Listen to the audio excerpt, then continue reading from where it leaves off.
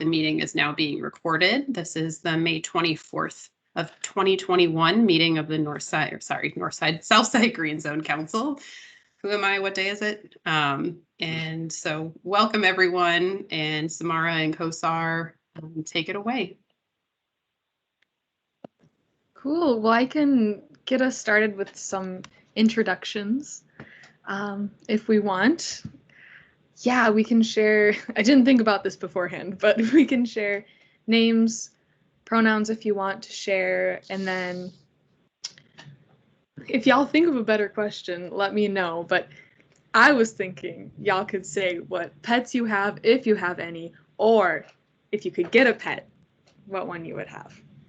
So, yeah, I can get us started and then we can go from there. Hi, my name is Samara Adam. I use they, she pronouns. I'm a voting member on the Southside Green Zone Council, and I currently have a Holland Lop rabbit who I adore. She's so cute. And then the reason I thought of pets is because I just applied to adopt a dog. I can't get too excited. It hasn't happened yet, but we'll see. It would be a six-year-old American Eskimo dog. So, yeah, we'll see what happens. But we could call on each other. Joan, go ahead. Sure. Joan Van Holla. She, her pronouns. Pets. We have 7 chickens, 2 dogs, and a cat. It's my little zoo. But we get 7 eggs a day, so the chickens are basically omnivorous gang of bandits that run around our backyard. They'll eat anything. So, and with that, I'll pass it on to Blake. Hi, Blake, he, him, his. I have 2 cats, Peach and Pepper, and they're the cutest. I would bring them in here, but they're being antisocial. And then if I were to have like a bigger place, I would love a big dog. Like that would be my dream. But I want to like have more space for them for sure. Bjorn? Hey everybody, Bjorn Olson with the City of Minneapolis Sustainability, he, him pronouns. And I have a pit bull terrier named Batman, who is 4 years old, and we adopted him 3 years ago.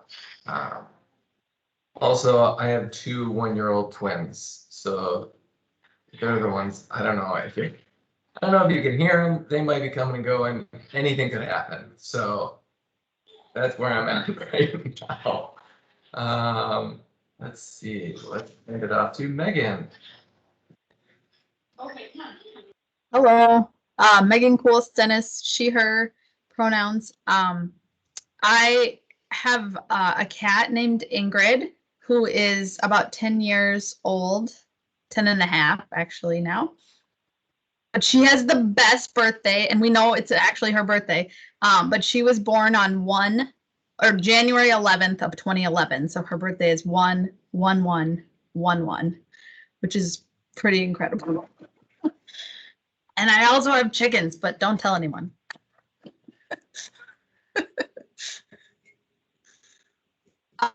Karen, how about you?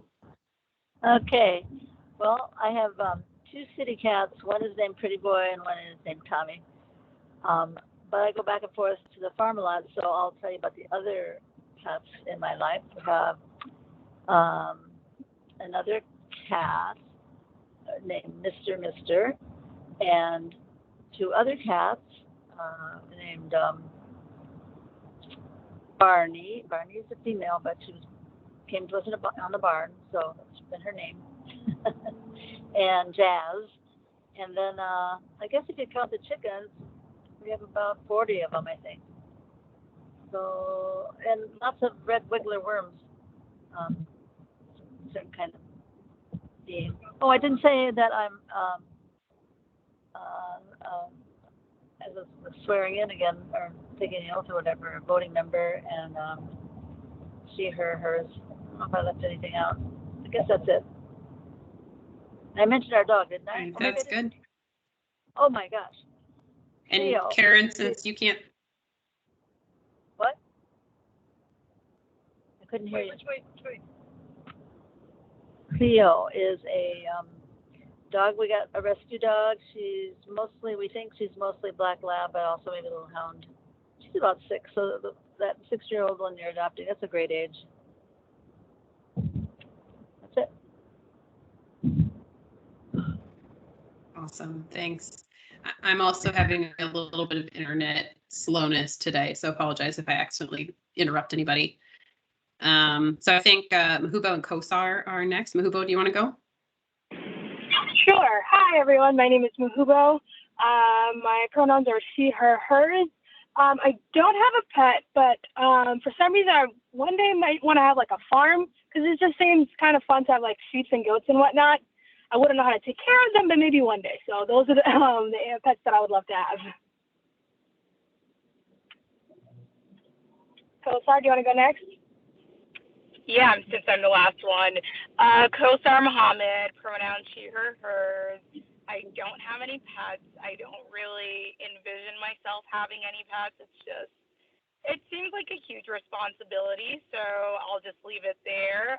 It's not something I dream about or think about at all. So, yeah.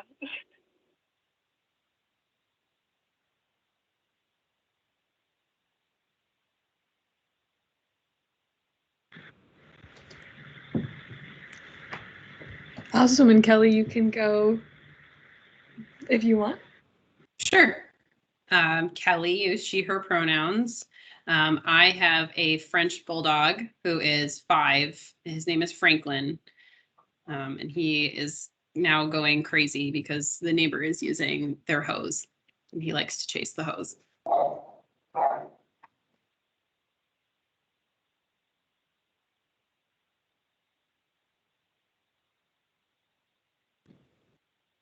Let's see. And I don't think we are at quorum quite yet. And so, yeah.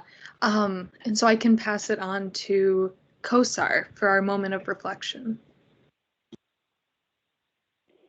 So, with the recognition that, the murder of George Floyd happened on May 25th and that landing on tomorrow, we wanted to provide folks an opportunity to maybe use this time to reflect or use it as a moment of silence. I think, just ideally just for our ability to just take some time to reflect on everything that occurred, everything that's still happening, how folks are still dealing with all of that, maybe just giving ourselves like a minute to reflect on that, and then Samara, you can take it on from there. So I will start the moment of silence around once the clock hits 6:20, and then we can restart at 6:21.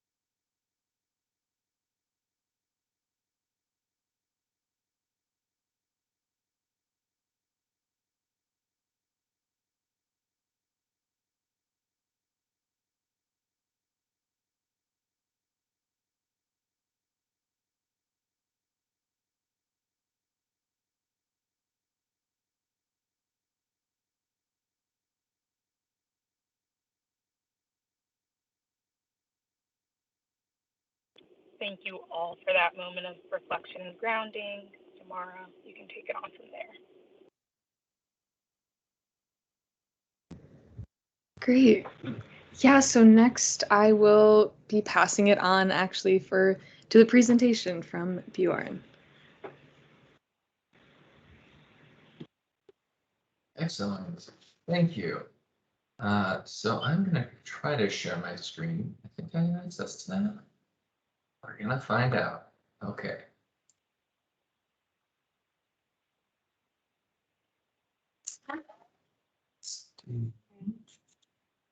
Okay.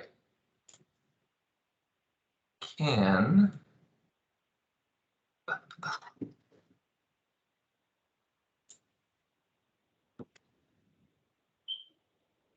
folks see my screen? Yep. Yep. Oh, now it's your Fantastic. desktop. It was the presentation, now it's your desktop. Ah, bummer. Okay. There you go.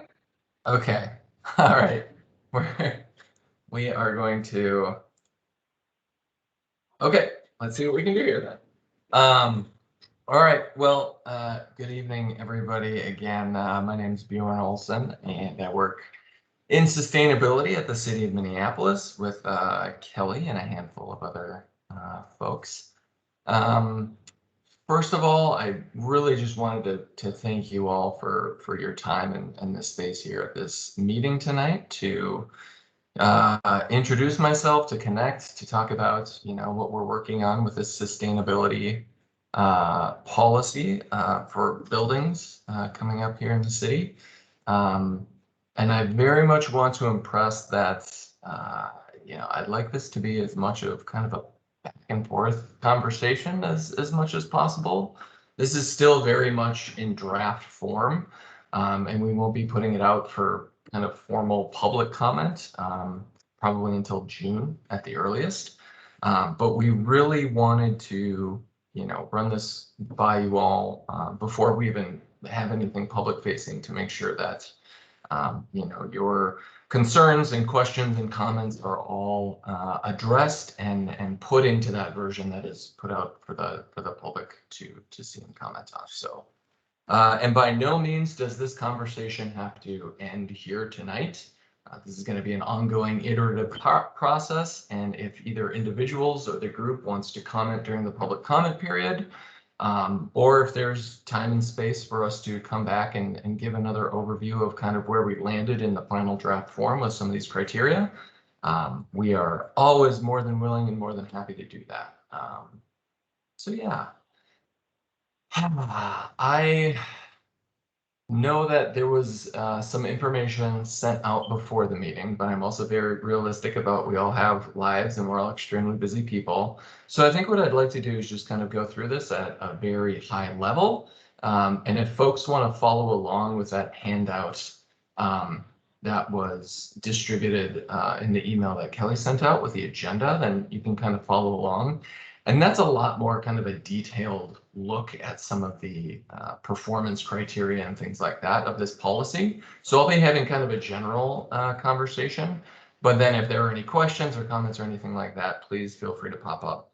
And maybe Kelly, so I'm kind of in PowerPoint right now and I can't really see team stuff. So would it be okay if you kept an eye on that and just yelled at me when somebody says something or raises a hand or anything? Okay.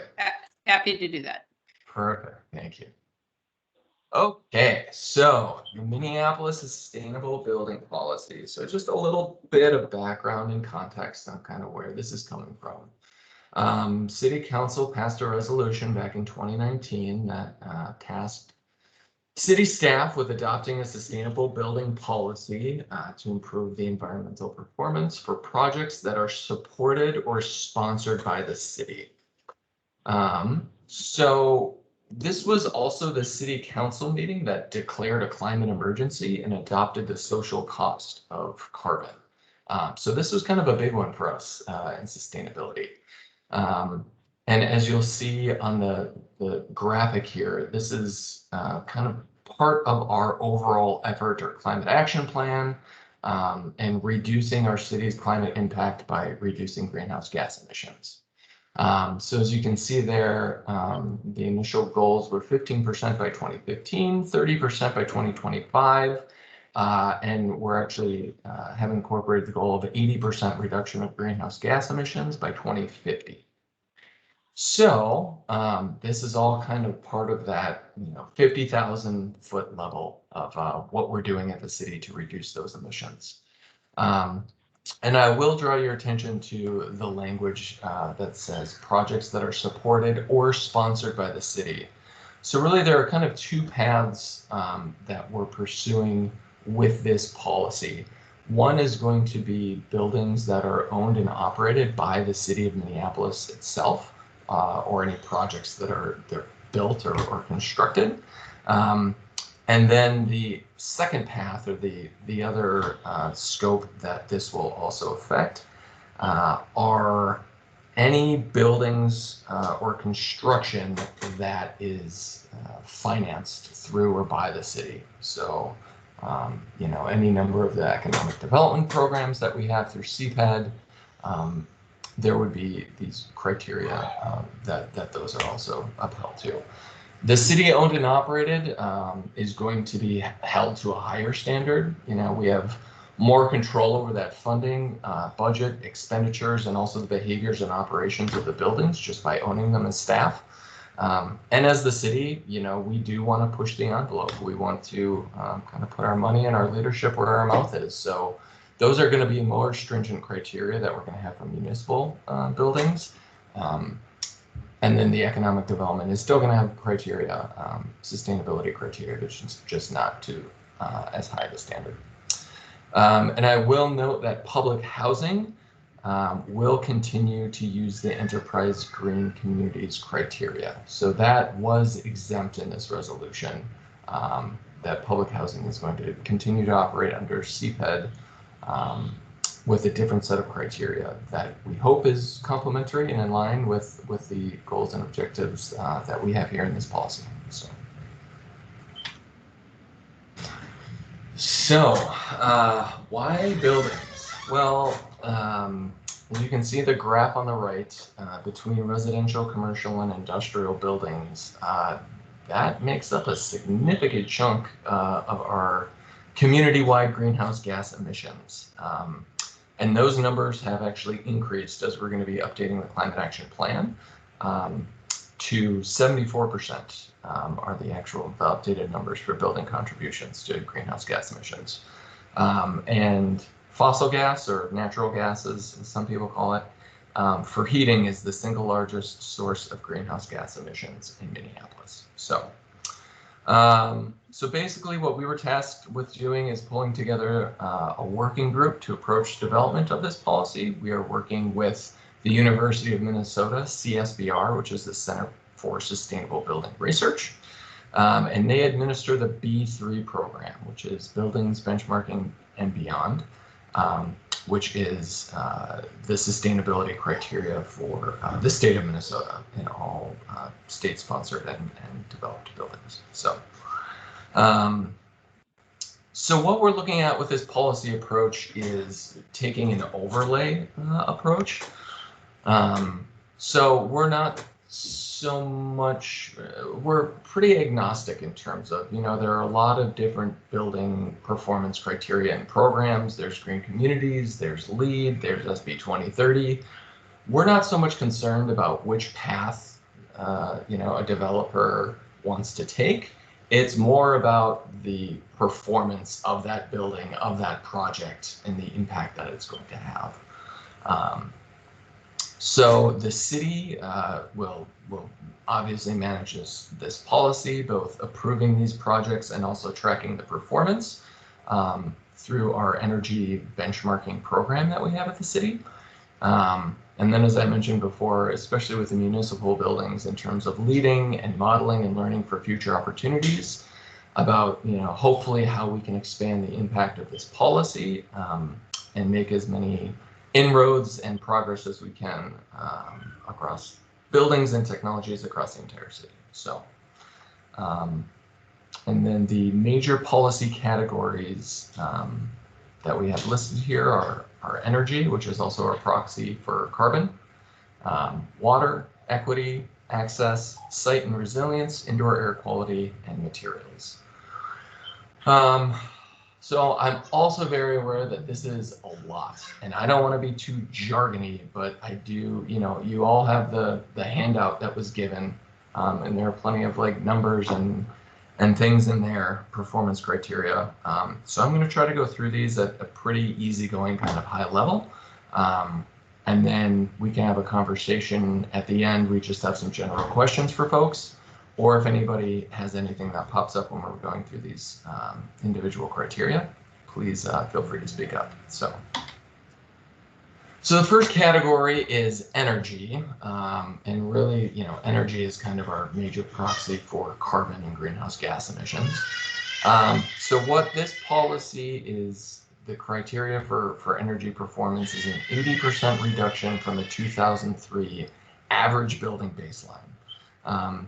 So basically, this program is run or based off the model for the CSBR, the Center for Sustainable Building Research, and the SB 23, the Sustainable Buildings 2030 kind of program. So what they do is they model in energy use intensity, basically what the average energy consumption would be from a building that was built in 2003 to that energy code. And then what this policy will do is say, okay, reduce that by 80%. So this accounts for both the design of the building, how it's supposed to perform, but then also the actual occupancy and operation of the building, which takes into account, human error, operation. There's a 1-year period where all HVAC systems, heating and cooling need to be kind of fine-tuned and maximized so that the building can actually perform at the level that it's designed to. This also incorporates the social cost of carbon, which is currently around $42 a ton. So that has a real impact on when we're looking at evaluating renewable energy technology, especially on site. There's a 12-year return on investment period where if equipment or technology falls within a 12-year payback for reducing the amount of carbon it emits, then it is automatically included into the design of the building. So when we take into account the social cost of carbon, which is at a higher amount, then that allows us to do more in terms of renewable on-site energy. And then we'll also incorporate, EV parking and things like that as well. So moving on from energy and carbon, next category being water. So this will also be tracked water usage under our Minneapolis benchmarking program.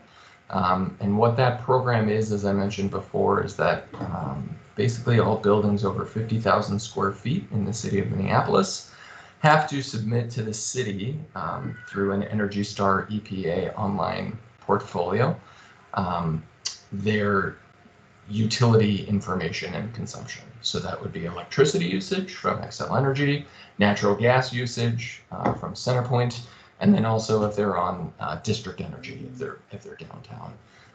And incorporated into that as well is water usage through that program. So that will be required in this building policy.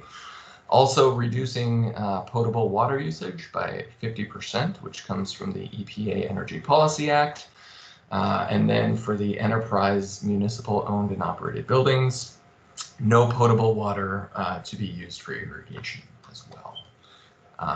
There's a 2-year establishment period there, but actually we had a meeting with our public facilities folks, and that currently is the goal. It's not always attainable, but low water use for irrigation is actually, we're pretty close to that right now. So that should be something that we can take care of. So next, the equity component, requiring community engagement. So this requires discussing a project vision, design, and plan with the impacted community. And this is before the plan is finalized and submitted for approval. I know in the handout that came along with the email, there's more specific criteria that this goes into. But this is all before a project can formally be approved. Community engagement has to be shown as part of this.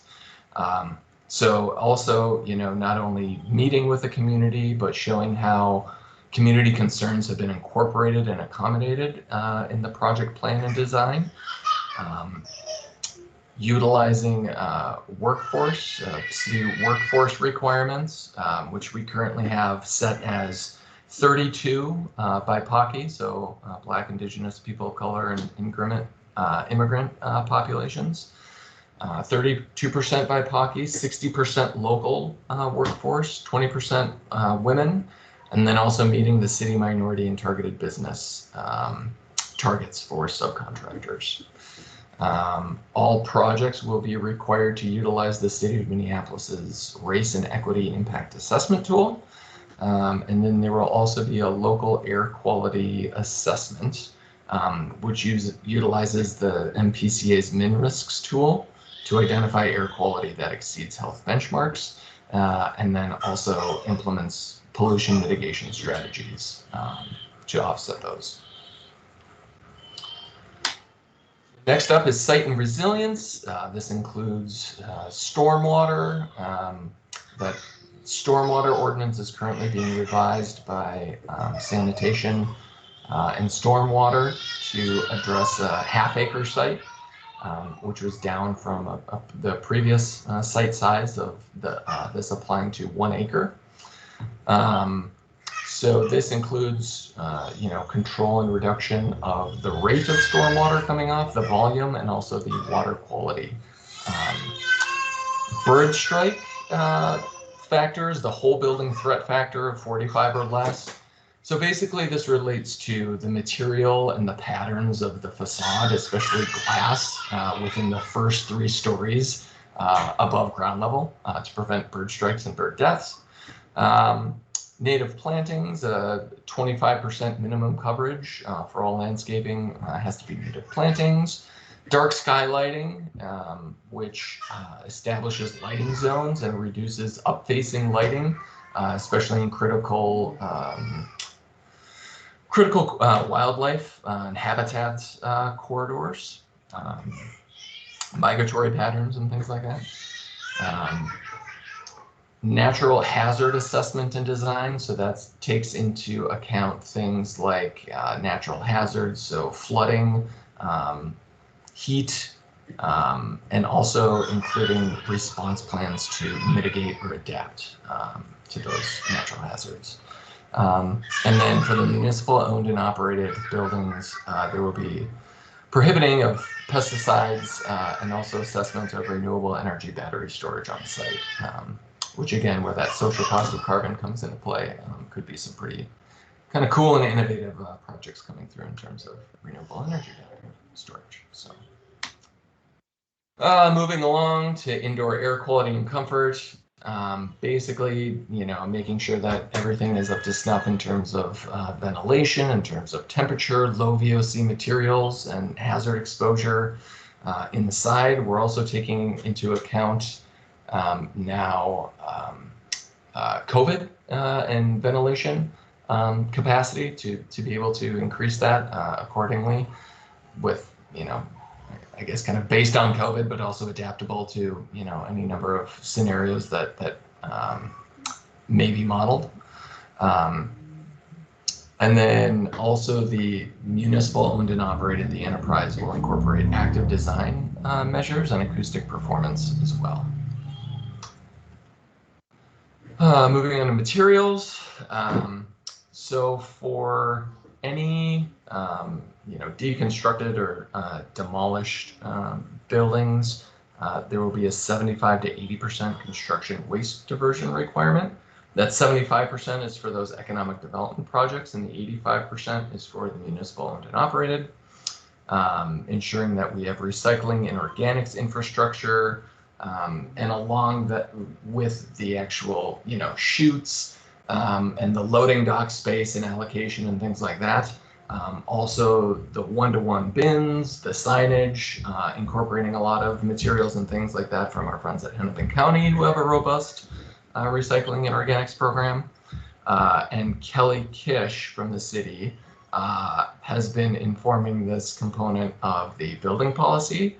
And if anybody knows Kelly Kish, you know that this will be very robust and exciting and cutting edge and really fleshed out. Kelly's terrific and is working on the Minneapolis Zero Waste Plan, an update of that, and is fantastic to work with. So there's also going to be a whole building life cycle analysis of embodied carbon. And what's really cool about that is, as energy gets cleaner and cleaner,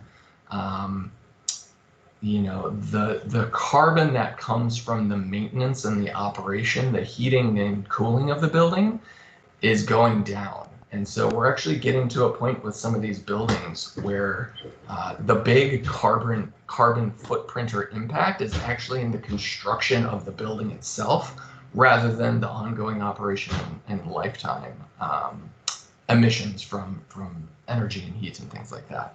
So there will be this whole building life cycle analysis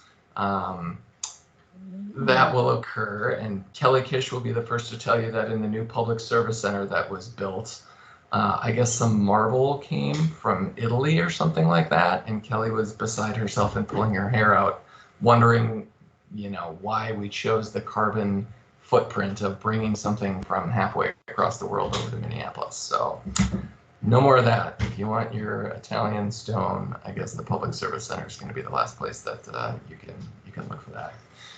And then with the municipal owned and operated, from that life cycle carbon analysis, there will be a 10% reduction required from that. So in terms of timeline and next steps, we are on the early phase of engaging with our committees and commissions and green zones and things like that early this summer and throughout the summer for engagement and comment in this. As I mentioned a little earlier, we'll be putting this out, a draft on the website for public comment, probably towards the end of June. And also be engaging with private developers, consultants, builders, and things like that, along with our various other committees and commissions and public housing authority and things like that. So we'll be taking in that feedback, those suggestions, finalizing policy language and moving forward. So with that, I guess I'd really like to just open it up to a conversation and see if folks have any questions, concerns, comments, anything that I didn't go in depth on enough, or yeah.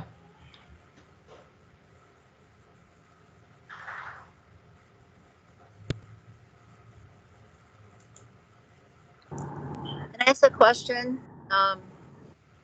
This is Karen. Can you hear me? Yep. Okay. I'm actually traveling by car, and I keep going in and out of internet, so I missed some of what you said. But at one point, you talked about social costs and so on, and I didn't hear anything that related to health. And I'm wondering if the social element of that includes health impact. Yes. So the social cost of carbon is what takes. Well, I don't know. That's a great question, actually. I think that takes into account the impacts of climate in terms of the impact that carbon will have. I am not actually entirely sure if that takes into account public health. Bjorn? Yeah. I pulled up the resolution and I dropped it into the chat for folks, and that'll be there for anyone who's on now and or can access it later. And I can send these links out in a follow-up afterwards.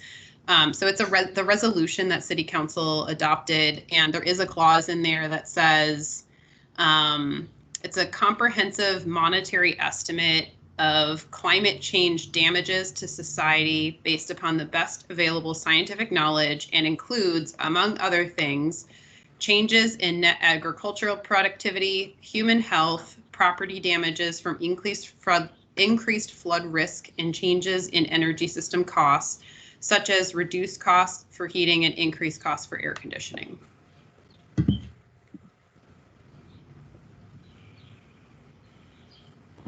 So a question I have is, who is tracking those specifically? Like, who's tracking the health impacts?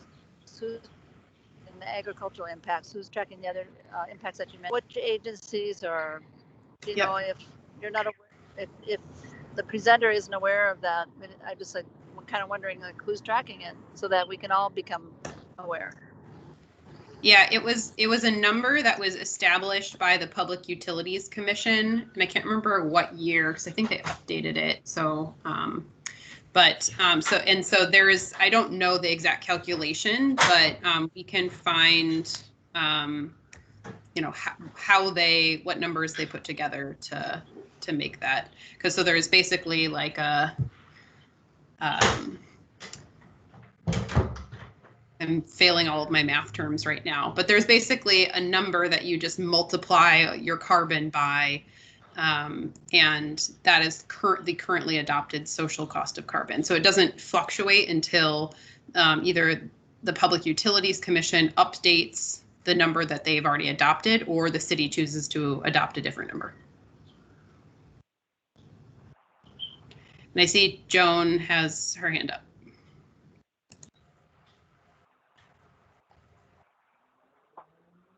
Oh yeah, thanks. I guess I wonder about, you know, not like requiring bike facilities, but encouraging and supporting bike facilities, encouraging people to like bike to work or bike to the building. How does the building, as it's developed, help with the transit connections, like any kind of wayfinding or something in the building that says, oh, you can whatever, connect to the, or if there's a nearby bus stop, how does it complement that? I'm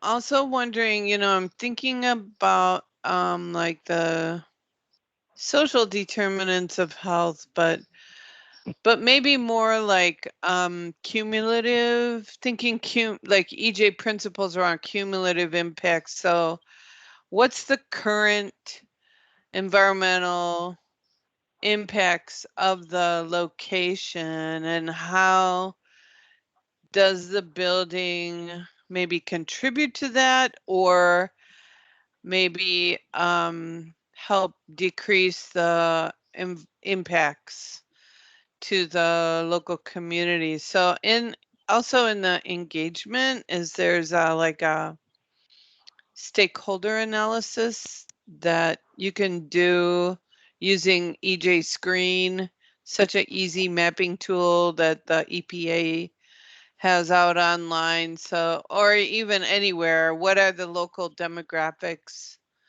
of the community? Something like that. I would imagine that folks could pull that information very easily and include the local demographics of race and income. I don't know what else people might think as part of their proposal. But I also can imagine, developers being very resistant to a lot of this, which they may think this is. Are you already implementing this? Is it still in a, I'm sorry, I might have missed that part. So those are my ideas. And my question is, where is it at?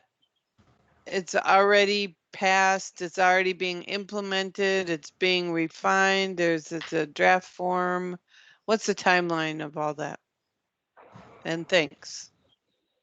Yeah, thank you. That was great. I appreciate all of that input and those suggestions. So we are still very much in the formulation phase of this. So what we're looking to do is incorporate my kind of theory right now is we are at the wide end of the funnel. And so we're taking in as much feedback and as much expertise and experience and perspective as we can into this document right now. And then we're going to funnel as much of that as we can into this draft that we will then put out for public comment.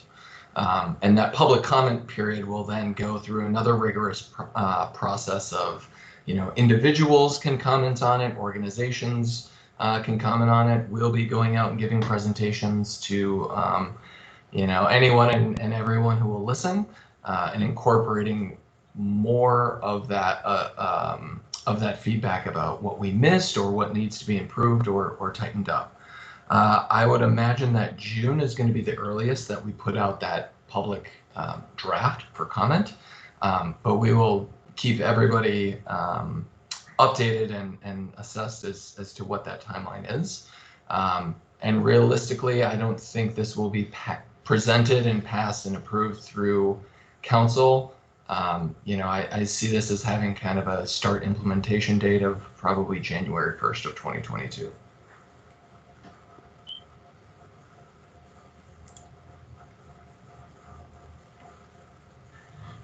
Thank you. Mm-hmm. And to your point, there are requirements for biking infrastructure, bike storage in the facility, and also appropriate lockers and hygiene stations for staff to be able to properly utilize bikes. In terms of the EJ screen and neighborhood demographics and equity impacts, the city's racial equity impact analysis, the REIA, is specifically a document that was developed by our race and equity division. The questions that you posed were almost verbatim what they have in there that all projects have to assess.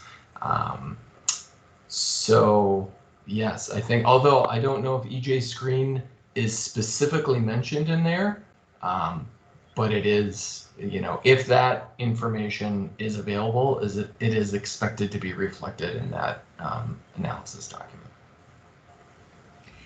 Yeah, and Bjorn, could you speak to the cumulative impacts part? Is that included in the air pollution section? It is, yeah. So that utilizes, and actually, Megan, you might be able to speak on this, the PCA's min risks model and the health benchmark. So basically, I believe if there's a score over 2, it is considered that is considered a health benchmark, and so there would need to be on-site mitigation efforts for that sort of air quality level. So not only assessing what the impact of the building and operation of the project would be, but also kind of taking into account the pre-existing air quality, transportation demand management plans, and things like that to offset those air pollution components. But sorry, I think it's actually a score of over 1, but maybe the city is choosing to, maybe that's where there's action that you would take, is if it's above 2, because the score above 1 is where things are above the health benchmark. But what I was going to ask though was just it would require modeling to incorporate a future amount of air pollution in there if you were actually going to incorporate that. And so is the plan that someone would model any air pollution from any building? Yes, and this is also in tandem and connection with CSBR. And so they provide, as they administer the state's SB 2030 program and the B3 program, they have that modeling capacity. And so that would be a part of, yes, this policy. Now, and I want to remind people that this is municipal owned and operated, and then any projects that receive city funding. So this is not going to be an overlay ordinance that affects private development or things like that. So, you know, yes, we're trying to be as stringent and aggressive as possible, with the understanding that we're hoping to pave the way and prove these technologies, which will make adoption or implementation of these things at a grander scale more conceivable, more doable.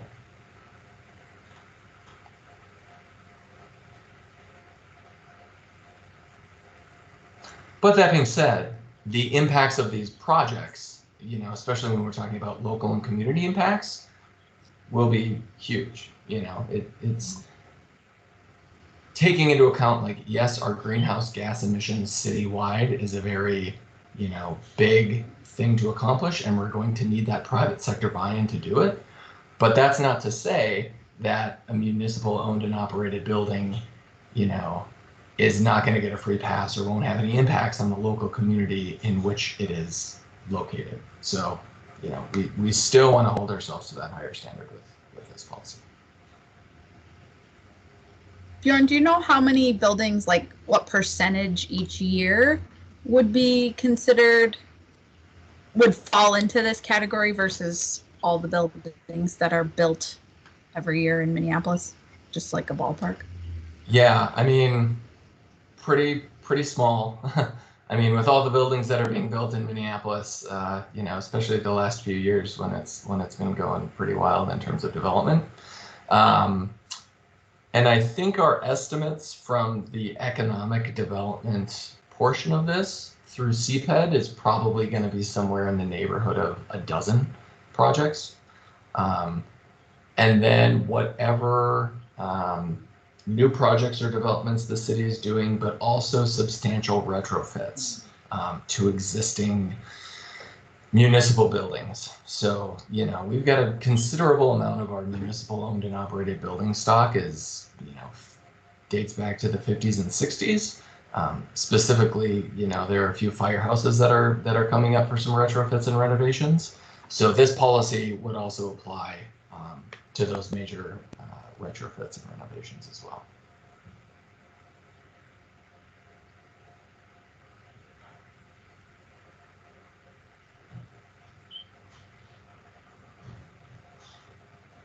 I'm wondering, sorry, I'm really tired from work today, so perhaps you already addressed this and I just spaced out. But for the engagement process with the public, I'm wondering specifically how you're going to reach out to Southside and Northside Green Zone members, because I know a lot of times, even if things are open to the public, they just don't hear about it. And so I'm wondering what, if you haven't addressed this already, what specifically you're going to do in the green zones. Yeah, well, and you know, I know that the group, a few individuals are working on the building development criteria. And so we would very much, and while these things are both kind of being developed at the same time, you know, I think that is a great opportunity for this group to potentially give some feedback about how do we define community, and then also, yeah, how do we make sure that in what way are we requiring engagement and upholding that to be stringent enough where we can guarantee that people have actually had their voices heard.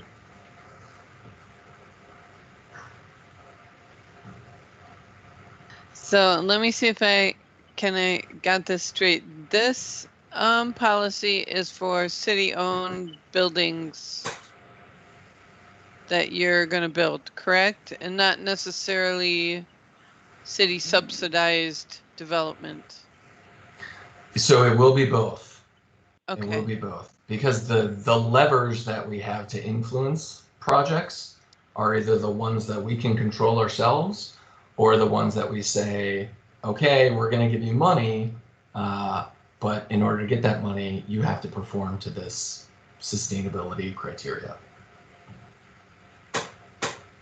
Now, that being said, I also want to make sure everybody is aware of the kinds of projects that come to the city for financing are usually the ones, people don't just do that for the fun of it.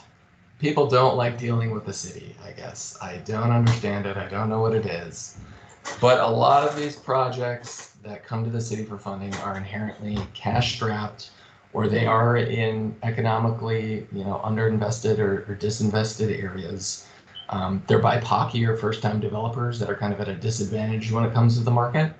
So we also want to be very aware that, yes, sustainability measures become a lot cheaper and a lot more feasible when you include them early on in the design and planning phase, but that doesn't mean that they're completely free or inexpensive. So we also want to make sure that these projects that are coming for funding and support from the city that are inherently disadvantaged aren't additionally burdened by saying, guess what, now you have to put a $40,000 PV array on your roof or something like that. So the criteria for those economic development projects is going to be lower than that of the municipal requirements. And we're also working with CPED right now to try and establish a funding mechanism where if one of these projects applies for funding, that the city will be able to cover the additional upgrades and the cost of these sustainability measures. And also the project will score higher in terms of approval. So these are things that we not only want you to do, but we will pay you to do them.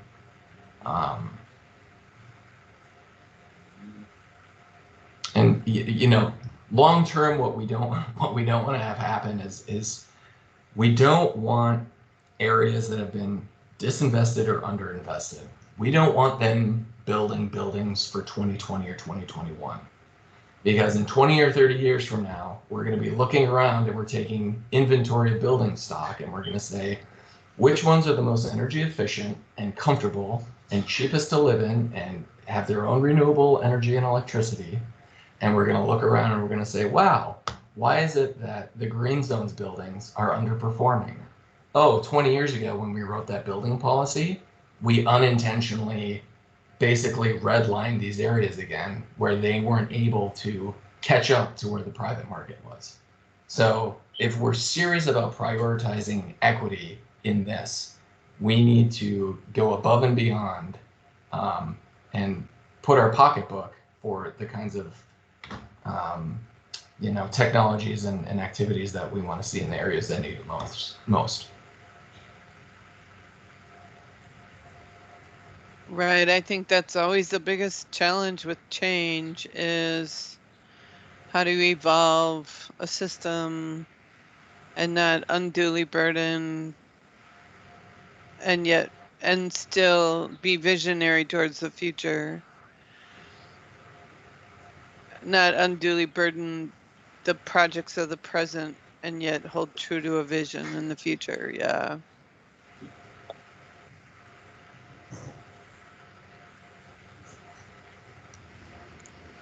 Have you talked to a stakeholder group at all of like developers who have gotten this money in the past or who've gotten city funding to kind of run through this? I mean, yeah, I think there would probably be a lot of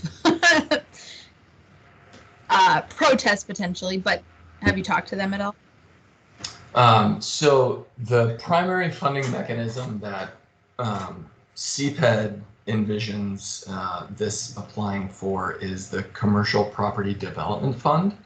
And this is the first year that it's kind of in existence. And CPIT is very excited about it, and they have a significant amount of money to put towards it. But they're also very protective of it. And I think right now they're expecting a dozen projects kind of tops for the year. And I think that they may have a few that have already come in. So we will be, trying to reach out to those folks who have, already applied for it, but it's not like it's a robust kind of up and running program that we can kind of readily plug into. I think that's an excellent idea. And several of the folks on this call. That's okay. Go ahead, Kelly. I was just going to say several of you were in attendance of the meeting when we had Jim Terrell come and talk about the Commercial Property Development Fund. And so if you want a recollection of that, I believe we have a recording, and I could also send the link to the website for that program. I just think is that Megan? I'm sorry, I don't know everybody's name yet. I think that's an excellent comment, and I think MCCD would be a great group to reach out to. It's the Metropolitan Consortium of Community Developers. Those are all the smaller nonprofit developers, not the private developers that operate, and I'm sure you're familiar with them. If not, I'm sure you guys work with them on a lot of things, and I know they got a new ED, and I think, asking them to review your recommendations might be a really good thing. Thank you. That's a fantastic suggestion. We will do that.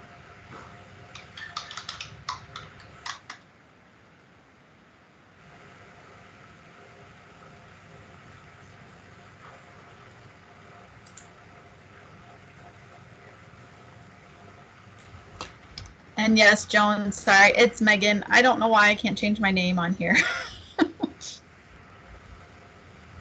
Maybe I'll just call you McCool. I've always wanted to be a rapper, and that would totally be my rapper name, MC Cool.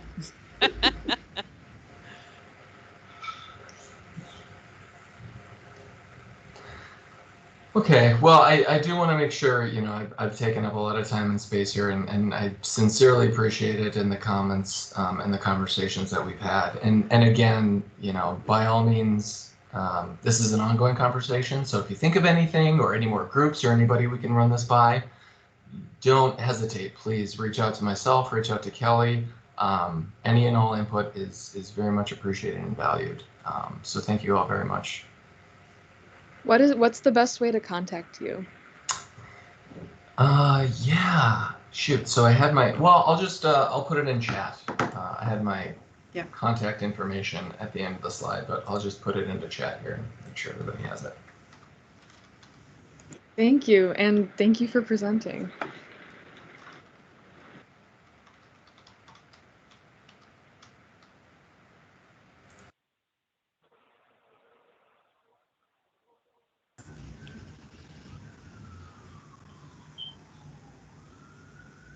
All right, unless anyone has any final thoughts about this presentation, we can move on to the next part of the agenda. Kosar and I were supposed to tag team this part, but she had to leave early, so I'm just gonna go for it myself. The next thing we wanted to discuss is leadership on the Southside Green Zone Council. Currently, Kosar and I are two co-facilitators for these meetings, but we haven't been officially voted in. It was just kind of, we volunteered our time to do this, and so we wanted to wait until the new term and applications came in to bring this up. But yeah, we want to put it out there to offer if anyone else is interested in having a leadership position. We could totally use your help. So yeah, we're thinking we can talk about this now and then maybe hold elections for facilitation positions in July. So yeah, I guess. Yeah, I can add a little bit to that too. So many of the city's boards and commissions have a chair and co-chair. And when our formerly paid facilitators, Alejandra Tobar-Alatrice and Shalini Gupta, were helping the Southside Green Zone Council finalize the Green Zone work plan, they suggested transitioning, this was end of 2019 into early 2020, they suggested that with the transition to have 4 members collectively hold the leadership of the group. And so at that time, it was Samara, Kosar, and former members Ashley and Scott. And so over 2020, both Scott and Ashley had to step back. I believe both of them actually just moved out of the green zone boundary. It wasn't from lack of interest. And so it left the full weight of the leadership role on Samara and Kosar. The primary activities are basically to meet with me for a 45 to 60-minute conversation once a month to go over agenda planning, and then to help facilitate the agenda, as Kosar and Samara have done today so far. So it's not a huge lift. You're always welcome to take on more if you have time, but we know everyone is very busy. And we were, one of the biggest struggles I think that we have, and this probably blends into from our last month conversation and into where we might want to go with the rest of our time together, is challenges with recruiting folks. So we were hoping to have a full new slate of 20 folks, including returning members and new members. And we still have 8 vacant seats. And as we can see tonight, still, even with our newly appointed members, some challenges with attending. So I think maybe this conversation is even more up in the air in terms of what leadership positions could be. If anyone is interested in helping Kosar and Samara with the facilitation, I think that'd be great. I think it would also be really great if there was almost like a recruitment committee formed to try to do some additional outreach within the neighborhood, try to get some new positions, because we do have another 2 years for the Southside Green Zone. We have a relatively new work plan, a lot of work to get done, and the more hands, the lighter the work. So I'll just use I'll just leave that as my thoughts or suggestions. Yeah, thank you, Kelly, for jumping in and adding that for more context. I do, love the idea of having an outreach leadership type of position as well. I think that would be really beneficial for us. But yeah, kind of like Kelly said, it's not too huge of a commitment to be leadership. It's just one extra meeting a month, or we just chat and plan the agenda. Jolly old time. And then just split up the facilitation. So it's not, I felt like it's pretty manageable. So if anyone has questions, I said, Joan, you had your hand up for a second.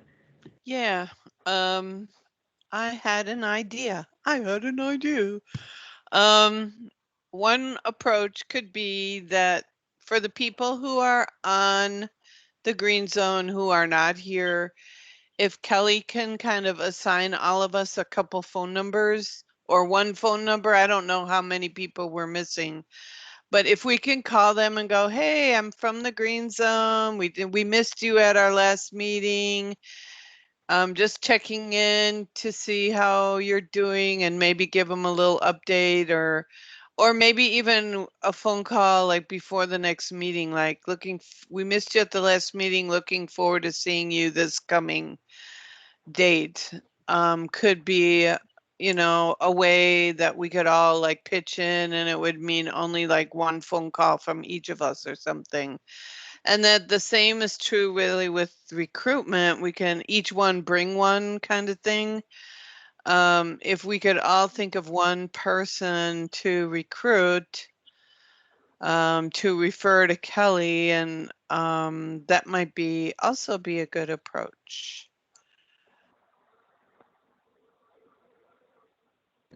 I'm hesitant to form another committee when we're having a hard time getting people turning out to the Green Zone meetings.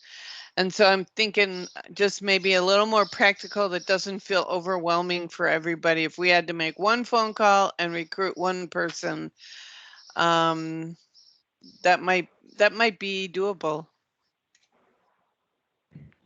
Yeah, I really like that idea. I think I've mentioned this before, but when we had paid facilitators, one of the things that they would do is in between meetings, they would be reaching out to people, keeping them updated, just kind of checking in. And I think that was really helpful to help people remember that this exists and keep them involved and all of that. So yeah, I like that idea.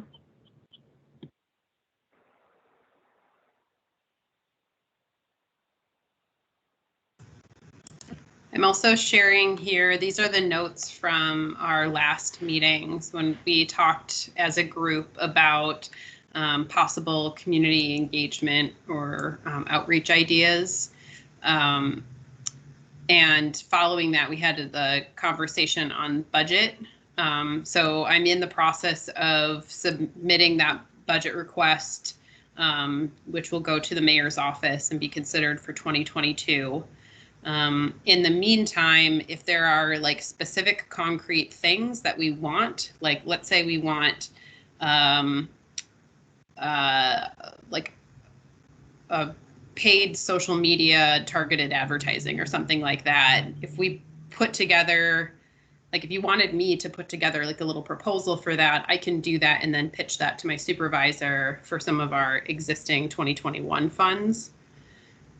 So if there are ideas on here that you're like, well, let's just do that, that's something that I'm happy to support moving forward with. And I know it was Joan, I think you were the one who mentioned the radio interviews. If folks have any connections at those local radio stations, you know, that could be another thing where like one person, you know, each of you volunteers to like work with me to connect with the radio and do one interview or something like that. So I think we've done a lot of idea generation. And I think it'd be great if we just like picked a couple things and tried them and it'll reach somebody.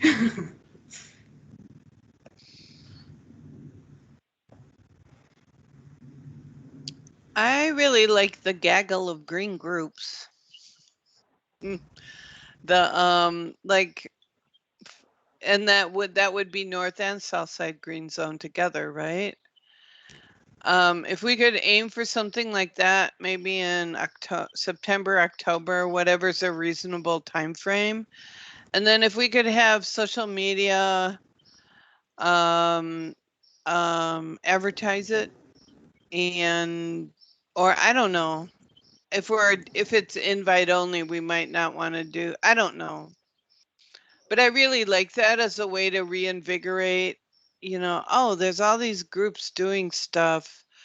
How do we fit into that big picture, and how do we complement and coordinate with each other? And then we might actually even find some people interested in being a liaison from their organization to the Green Zones to be a member.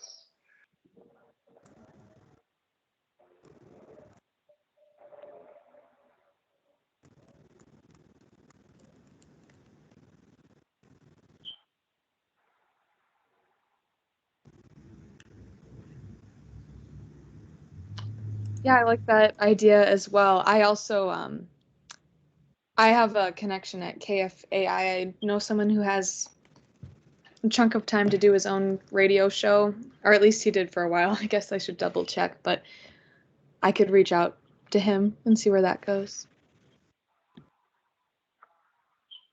That'd be great. And I know the news outlet Sahan Journal recently spoke with Marianne Obdenur at Hope Community and myself about green zones. They were, I can't remember the journalist's name. They were working on a piece. I think they recently did one on the Roof Depot, and then I think there was another one that just came out. And I think after they were wrapping that up, they were going to go back to working on the one on the green zones. So that could be another way to increase awareness. That doesn't cost anything. I could see a social media recruiting message. Like, I think that would be great. Have you done that before? If we have, it's been a while. So I could talk with our communications team at the city and just kind of see. So we have Nextdoor, Facebook, Instagram. Trying to remember if there are any other platforms that we have. And LinkedIn or and Twitter. Not LinkedIn, but Twitter. And I think for at least Nextdoor and Facebook, they can do geographically targeted ads. And that's one of the ways that like the city communications is willing to get involved. They don't like blasting things out to everybody if it's just for a specific community. And that's why I think we would have to go the direction of paid ads versus city posts. Mm-hmm.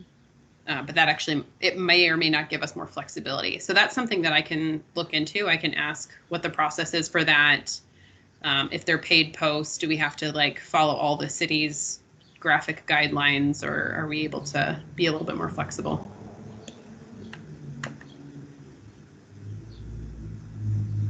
That sounds good. Yeah, I like that idea a lot.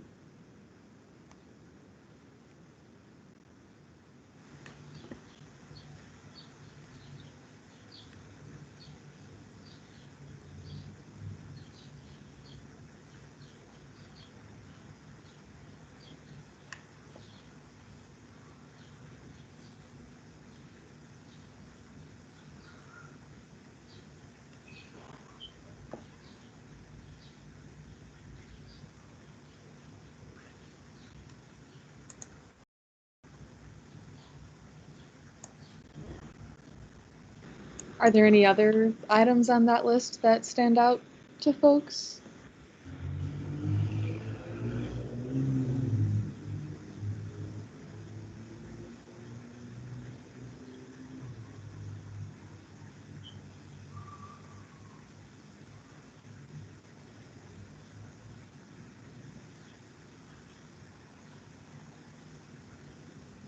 I mean, I think we discussed some really good starting points, and obviously we don't want to put too much on our plates either. Yeah.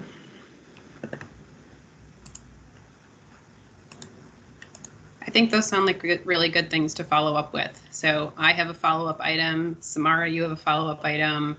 And then in terms of like the gaggle of green groups, I know this is something that we've discussed with the Northside Green Zone, and our Promise Zone Vista, Julia, is happy to help kind of implement things that also have a connection to the North Side. And since North Side members I think we're really interested in that idea too. I think we might have a little extra staff capacity to help host something like that if it was a joint North Side, South Side.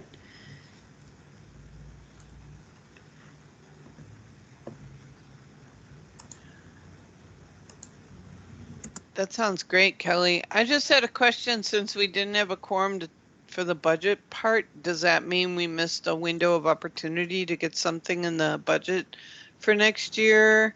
And I don't even know what our current budget is and what kind of funding we still have, if we have any for this year.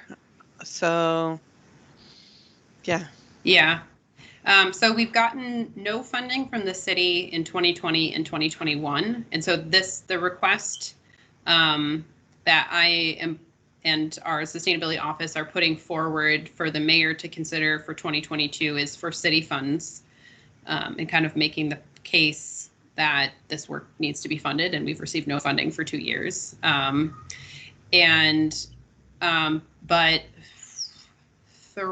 4 years ago, we received a fairly large grant from the McKnight Foundation and the Funders Network for the Southside Green Zone, and that provided funding for food when we were in person and stipends. We're basically just about out of that funding source now.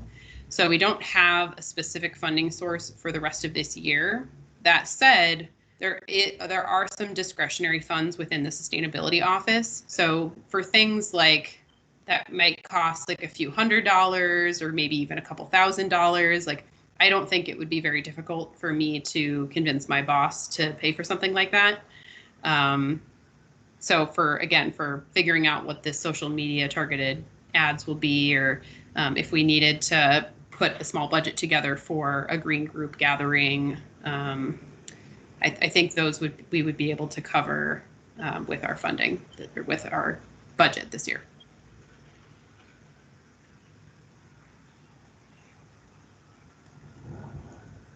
I'm also thinking, when do you think we'd be able to do an in-person meeting? And maybe great question. Maybe the gaggle could be in person. Yeah. I will know more this Wednesday. We're having a staff meeting with the city clerk's office, and they're supposed to share some ideas or potential timeline for what it will look like going forward with boards and commissions.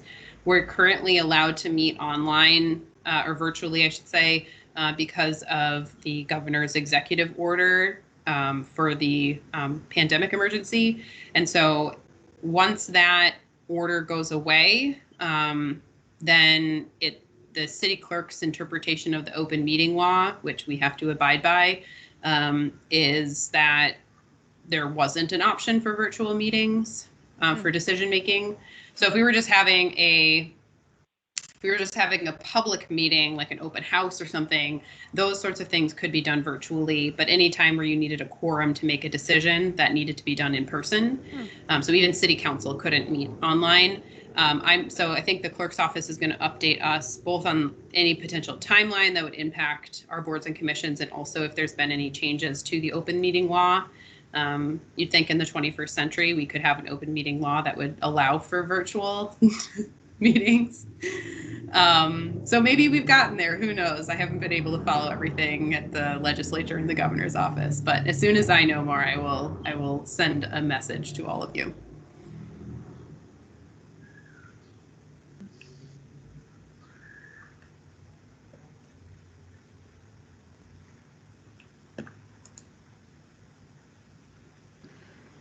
And Joan, for your idea of assigning people phone numbers to check in, is that something that we'd want to talk about right now? Or are you thinking just folks on like the leadership group would do that? I was thinking everybody here could probably. How many people are we missing tonight, Kelly?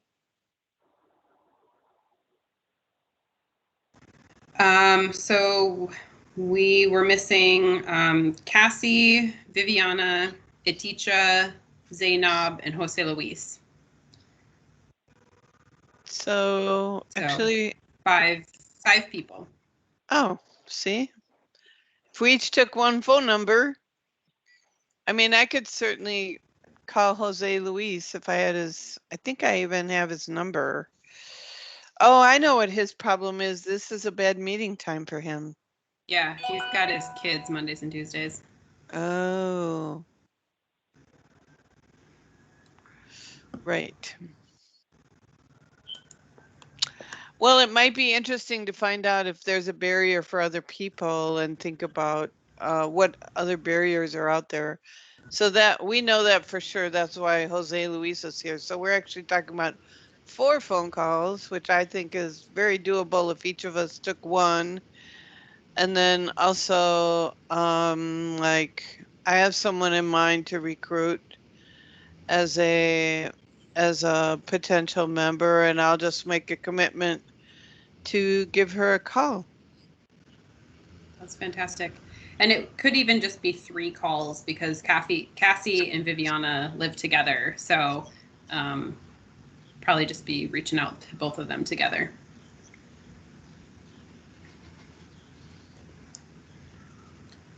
Does anyone want to volunteer for reaching out to someone? Real quick, I'm curious for those with phone call anxiety, if email sounds like a good way to reach people, or if we think that they won't respond.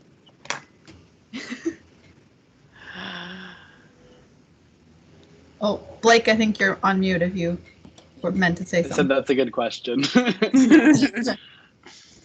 Otherwise, I can call whoever else too. I do wonder too. I think we should probably check the date again, right? Or Kelly, did we do that? I guess I can't keep track of like who's available which night, but Monday's terrible for me too. So, but I my kid's out playing in the backyard. Yeah. Yeah, I think, we probably did it 9 months ago, but schedules change so often. We should probably get more consistent about doing it every 4 to 6 months. So I think that would be, if folks are willing to reach out to just ask, what is a better night to meet? I have no problem calling people. But it would be great if everybody else gave it a shot. I mean, most likely they're not going to recognize your number. But even if you leave a personal voicemail, that's still, I know that emails just get buried. I mean, the reality is people don't really read emails anymore.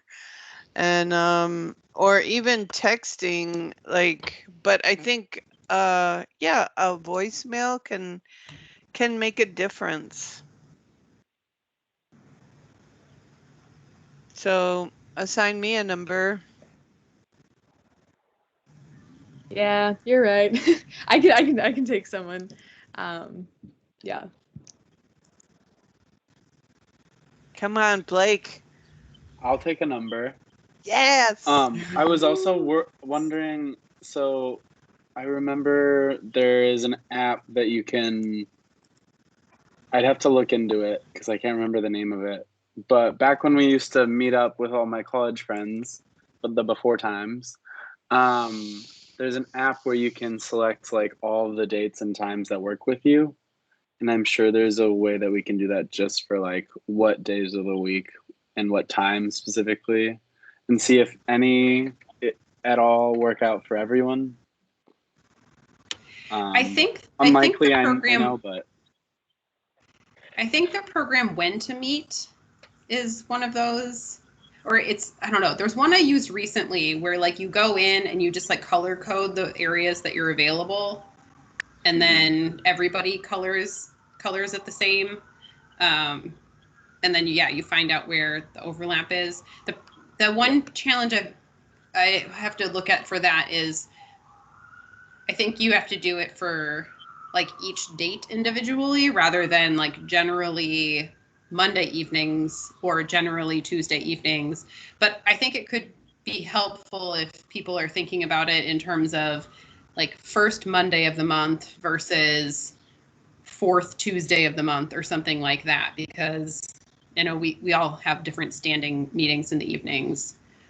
So I'll look into that and see. But I think also similar to Joan's point, if folks aren't reading emails, they may not be taking time to fill that out. So it could be something where if you're able to call someone and get their availability, then just send it back to the group and I can Mhm. collect that too. Yeah, maybe a double whammy. Like Yeah. if they don't answer the email, then we got that. Yep.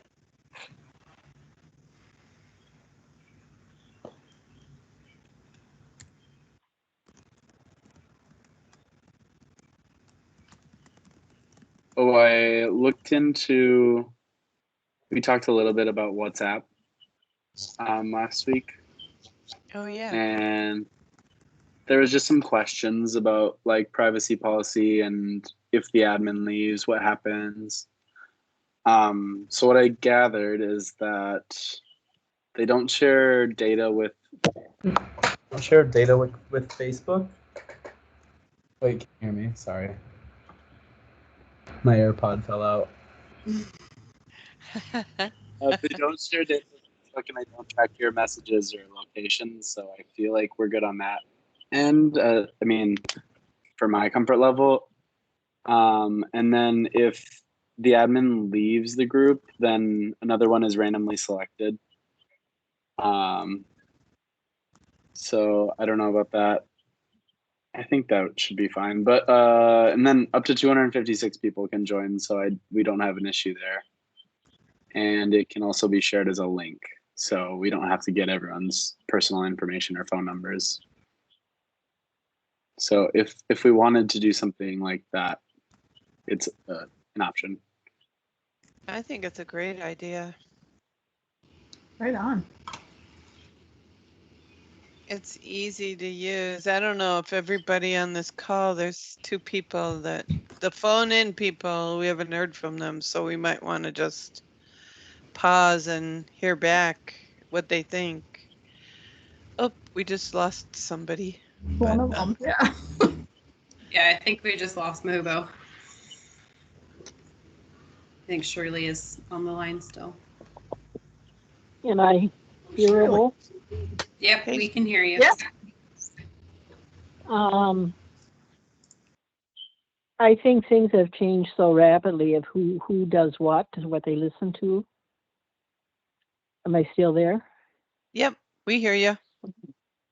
I Yep. use text because it's short. And you can get a lot of info back and forth really quick. And I use email when there's links to documents and a lot of forums, or I call them forums, but they're taped videos, meetings.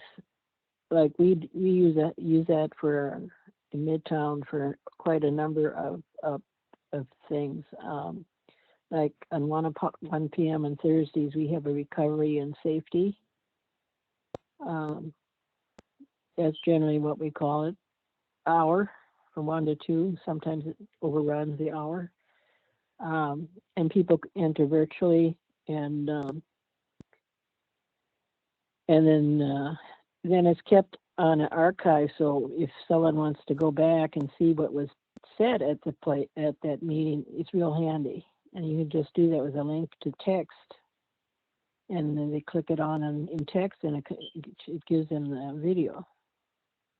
Or you could do it through email too. But it's I've tried Facebook, and I don't like the events are easier to get set up to listening to, but I just don't like it in general. Twitter, I can see why a certain person used that because it's quick, but you don't get enough wordage in. And there's about like 300 now of these things.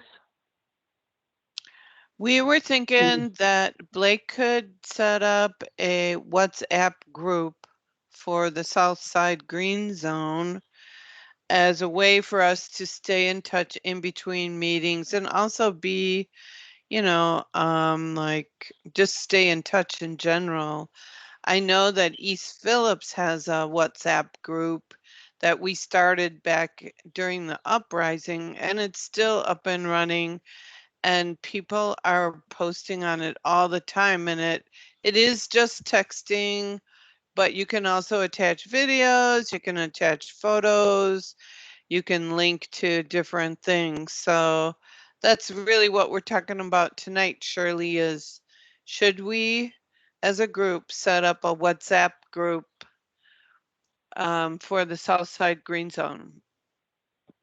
Well, my question is how open are these to anybody wanting to listen in or to participate? I mean, that's what I like about our 1 o'clock thing on Thursdays about basically recovery and then crime. And we have, it's really informal. I mean, there's maybe 10, 12 people at the most. Depends on what their interest is, topic is. Like we have one tomorrow night on homeless, and we have Mike Gozy from the Native American executive group, and we have a woman who's worked on, can't remember her name, worked on housing for many years here, particularly in small, and it's not small houses, but alternative type housing, and one other speaker, you know, but that's from 6:30 to 8. And anybody can sign up for that and participate. They give a presentation and then there's questions and answers. That's a little bit more formal than our weekly recovery and safety meeting, which has had as few as 4 and as many as 20 people checked in from East Phillips and Midtown together. People's time is very valuable, and faster, you know, being able to communicate back and forth. But what I think about is that if anybody should be able to participate and become legal to say and speak for the group. You know, it's difficult if you're not. But on the other hand, all the neighborhood groups and all nonprofits have their own views about that. You know, some of those are legal positions you have to avoid lawsuits. And you know, like I don't know. It's just I think you need to find if you like what's up. I remember that from before, and I didn't realize it was still around. Things where we can see our pictures. For some reason, I can't get in on this. It won't let me in without starting a new the city's method of using, what is it called, Teams? Mm-hmm. Microsoft Teams is very difficult to maneuver through. Hey, Blake, can you talk, or maybe Megan, you want to talk about privacy in the WhatsApp group? Anyone? Oh, I was just going to say I'm in favor of doing a WhatsApp, but I think Shirley brought up a good point of, I think it should at this point just be council members, maybe that's where we draw the line a little bit more, just to be able to keep talking in between. I mean, yeah, I guess it's a little bit of putting yourself out there, I guess, with the privacy. I don't know as much about the privacy with WhatsApp, but I kind of just sacrificed some of that, so personally, or I think I have to. I don't know exactly. I use it a lot. Well, it's very difficult to not use it because almost every app has it, and they got pages that you have to read through, you know, about all the things that's covered. But it takes away all your privacy anyway. You know, they sell your name, they sell this, they sell that. It's really difficult to find one that doesn't do that. So. Because that's how they make their money. You know, people advertise. You can get them with ads. Well, WhatsApp doesn't have ads, and it can be by invite only. So we can limit it to our group, and that's who's on it. That's all who sees it.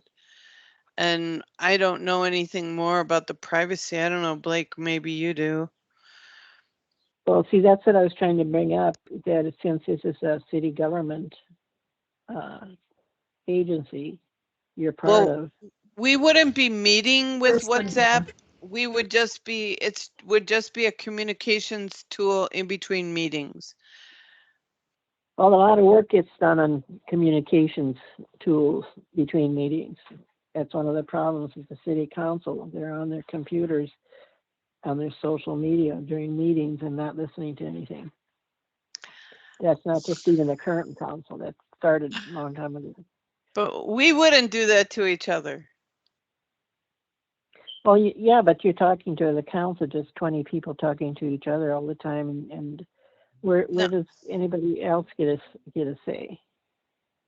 No, it would be just the Southside Green Zone members. Yeah, but there's 20 on the Southside board, right? 20 positions. Yep, I think that's a very doable amount of people on a. I do too. On a WhatsApp.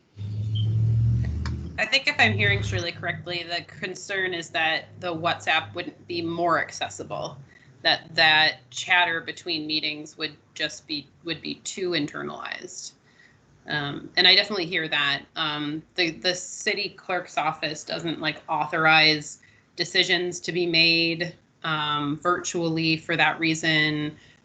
So this is definitely a not city sanctioned form of communication.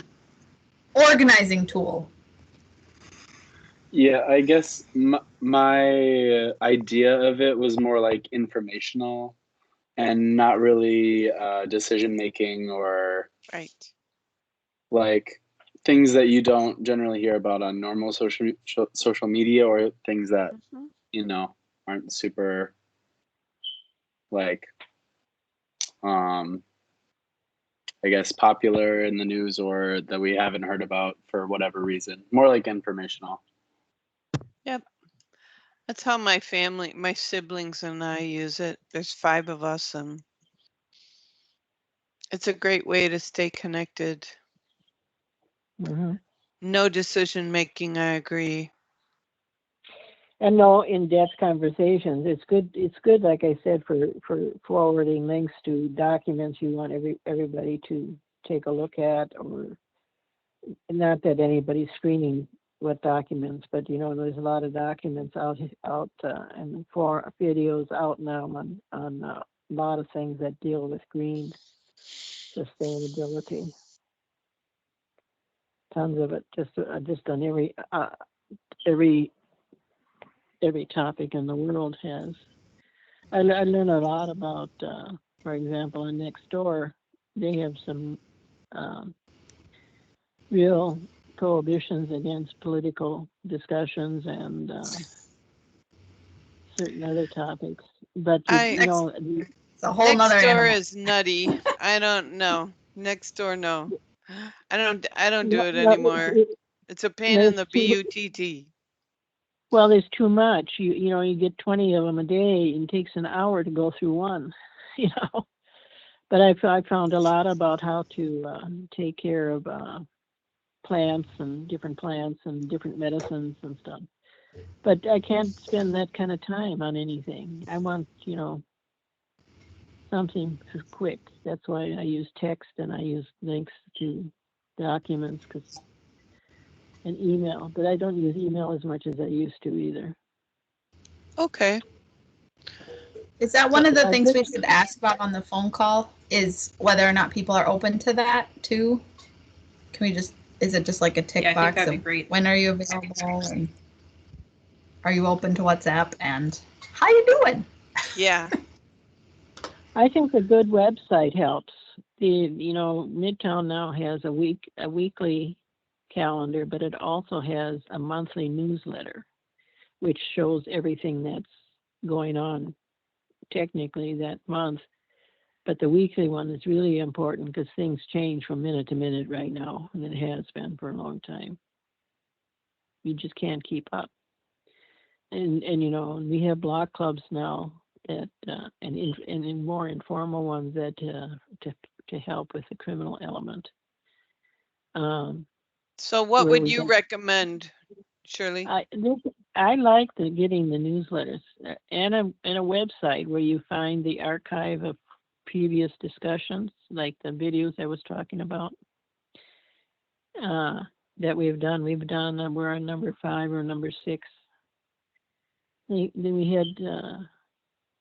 we had Wellington, who's the developer that did most of High Lake there on both sides of the light rail station one time, and we had Ted Lang from the Ryan Company, because we have about 2, 3, 4 full blocks there that are going to be redeveloped that they have access to because they're totally burned to the ground.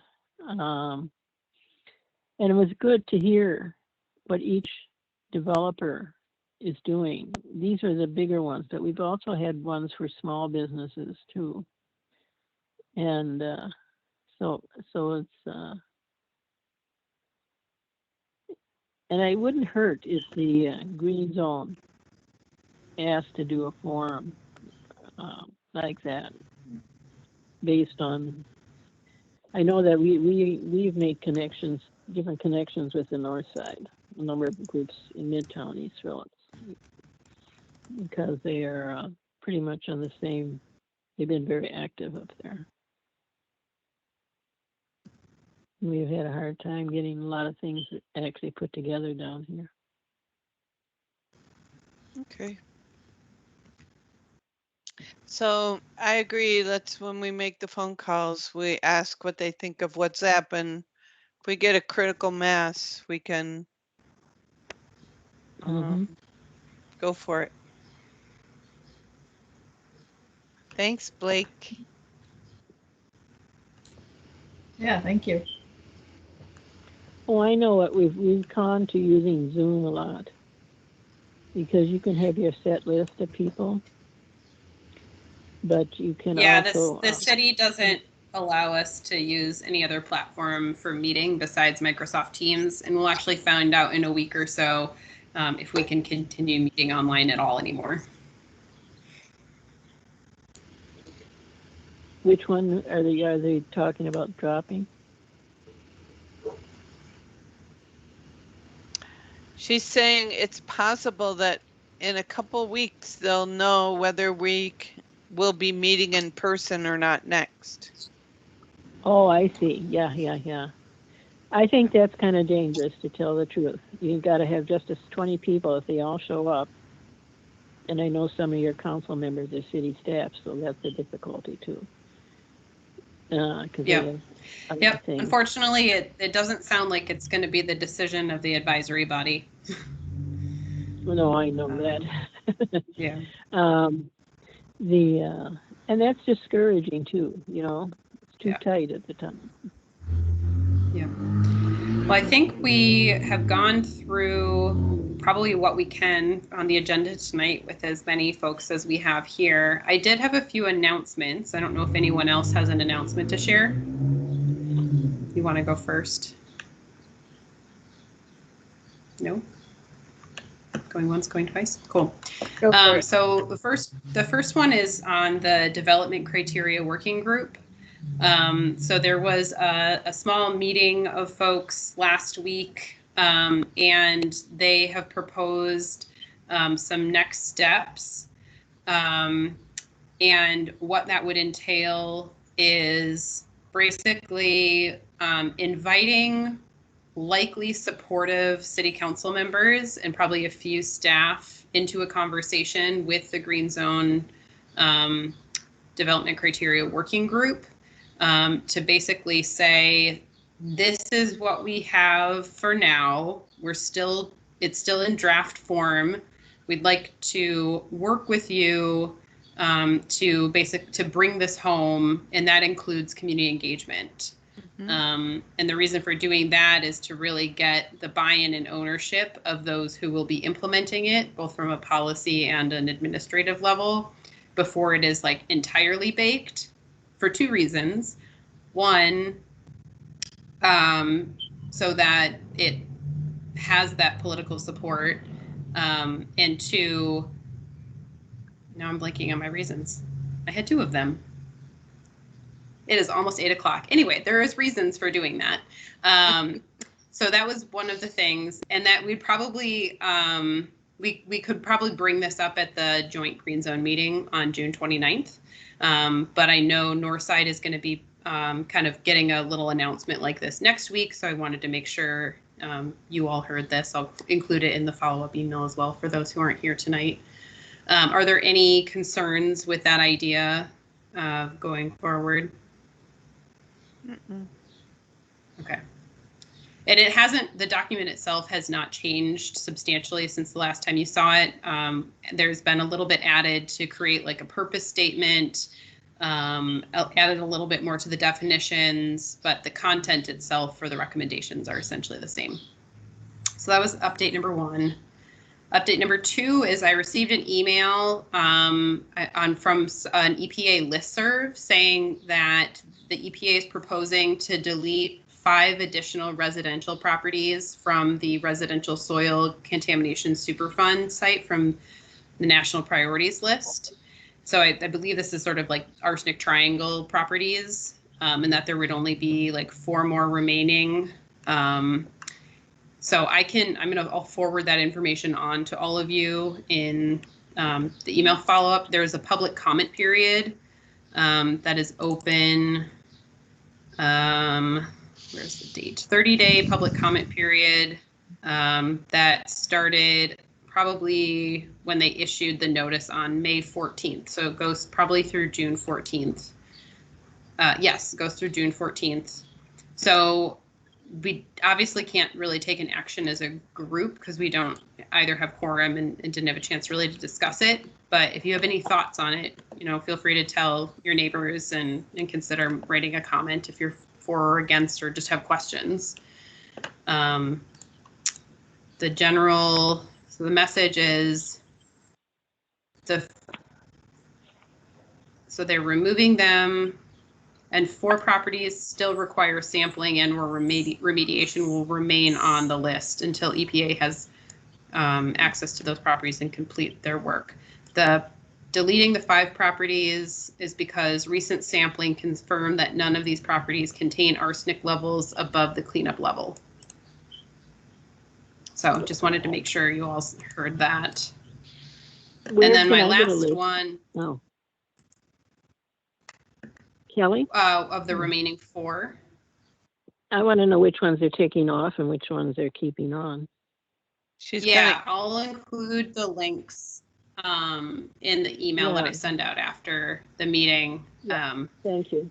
And it should have that information on the website. Okay, thanks. Yep. And then the last announcement is that the city right now has a partnership engagement fund funding opportunity. So this is for organizations to partner with neighborhood associations to do engagement work. So it's between $5,000 and $15,000. Applications are due July 1st. So if you are working with any individuals or organizations in the community and you think they may be interested in this funding, feel free to share that with them. I was talking with Cassie and Viviana last week when I was doing their oath of office, and they said that the Little Earth Farm could use some additional funding. So I sent it on to Cassie and Chad Hebert, who runs the Little Earth Farm, to see if they could maybe partner with East Phillips to get some funding. But if you know of any other projects, please feel free to share that. Sounds great. Real quick, I just realized I didn't really chip in on the WhatsApp conversation. I fully support that. Also, I know there's only a couple of us left, but just a reminder to consider a leadership position. You can totally reach out to me if you have any questions about what it looks like. But yeah, we'll revisit this in a bit. Yeah. Great. Thanks so much for showing up tonight. All right. Good to see you all. Good night, everybody. Bye. Good night. Bye. Take care.